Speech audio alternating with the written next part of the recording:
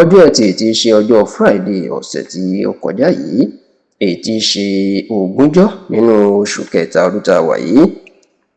the 20th of March 2026, ó ní gbajúgbajà bíṣọ̀bù ní tó jẹ́ olùdásílẹ̀ ìjọ Living Faith Tabernacle tí gbogbo ayé mọ̀ sí Winners, ìyẹn bíṣọ̀bù David Ọláníyì Oyèdépò ìní ó ṣàbẹ̀wò sí ẹbọra Òwu, ìyẹn ààrẹ orílẹ̀-èdè Nàìjíríà tẹ́lẹ̀ tó ti fi ìgbà kan rí jẹ́ olórí orílẹ̀-èdè Nàìjíríà láàrin ọdún 1976 sọdún 1979 tó tún jẹ́ ààrẹ alágbádá orílẹ̀-èdè Nàìjíríà láàrin ọdún 1999 sọdún 2007, ìyẹn olóyè Matthew Òkìkíọlá Àrẹ̀mú Olúṣẹ́gun Ọbásanjọ́, tó sì jẹ́ pé ìpàdé tí àwọn bàbá méjèèjì tí wọ́n jọ ṣe ní tẹlifíṣàn Yorùbá Tòótọ́ ló fẹ́ mú wá fún yín nínú ìròyìn yìí.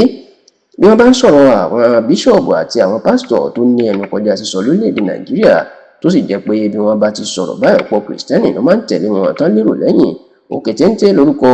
bíṣọ̀bù David Oyèdépò yóò wà bẹ́yẹn bá sì ti yọjú gbajúgbajà pásítọ̀ ní tó jẹ́ alákòóso àgbà ìjọ Rìdíìmù pásítọ̀ Enoch Adéjàre Adébóyè. Bíṣọ̀bù David Oyèdépò lọ́pọ̀ èèyàn tó gbà ìpè ó lérò lẹ́yìn jù tí ó tún ní ẹnu jù láàrin àwọn Kìrìsìtẹ́nì lórílẹ̀‐èdè Nàìjíríà. Bẹ́ẹ̀ ló jẹ́ pé òun àti Ọbásanjọ́ wọ́n súnmọ́ra wọn kọjá sísọ. Ṣá o, lọ́jọ́ Ẹtì tí í ṣe Friday ọ̀sẹ̀ tó kọjá,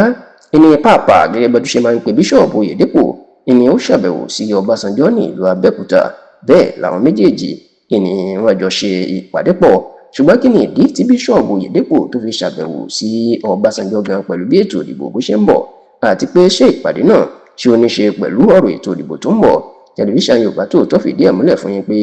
ìpàdé náà kò ní ṣe pẹ̀lú ọ̀rọ̀ òṣèlú o, nítorí ohun tí Ọbásanjọ́ tó dá sílẹ̀ ìyún iléèwé tí wọ́n ti ń kọ́ àwọn ọmọ bí wọ́n ṣe ń ṣe àkóso ìlú, ètò pè ní Olúṣẹ́gun Ọbásanjọ́ Leadership Institute, ìní bíṣọ̀bù Oyèdépò ló ṣàbẹ̀wò sí Ọbásanjọ́ sí láti jẹ́ kí àjọṣepọ̀ wà láàrin iléèwé Olúṣẹ́gun Ọbásanjọ́ Leadership Institute àti bíṣọ̀bù David Oyèdépò. Nínú ọ̀rọ̀ ẹ̀, bíṣọ̀bù David Oyèdépò ọmọ bíbí ìlú Òmù-àrán ní ìpínlẹ̀ Kwara, ó ṣèlérí àtìlẹ́yìn ẹ̀ fún iléèwé Olúṣẹ́gun Ọbásanjọ́ Leadership Institute. Bẹ́ẹ̀ ni ló ní àjọṣepọ̀ yóò jọ wà láàrin òun àti wọn, tóun yóò sì ṣàtìlẹ́yìn fún wọn nítorí inú òun dùn ìpè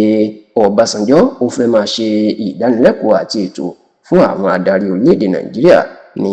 ọjọ́ ọ̀la. Nígbà tó ń dúpẹ́ lọ́wọ́ bíṣọ̀bù Oyèdépò, ẹni tó gbé igbákejì ọ̀gá àgbà iléèwé Olúṣẹ́gun Ọbásanjọ́ Leadership Institute ọ̀gbẹ́ni Adédèjì Dáramọ́lá, ó jẹ́ kó di mọ̀ pé inú àwọn dùn púpọ̀ fún àbẹ̀wò bíṣọ̀bù Oyèdépò. Bẹ́ẹ̀ ló ní àwọn ní ètò kan táwọn yóò ṣe láti kọ́ àwọn èèyàn tó fẹ́ di adarí orílẹ̀-èdè Nàìjíríà lọ́jọ́ ọ̀la ní ẹ̀kọ́ lọ́jọ́ tí ó bẹ̀rẹ̀ lọ́jọ́ 28 oṣù kẹta èdè 28th of March 2026, tó sì ní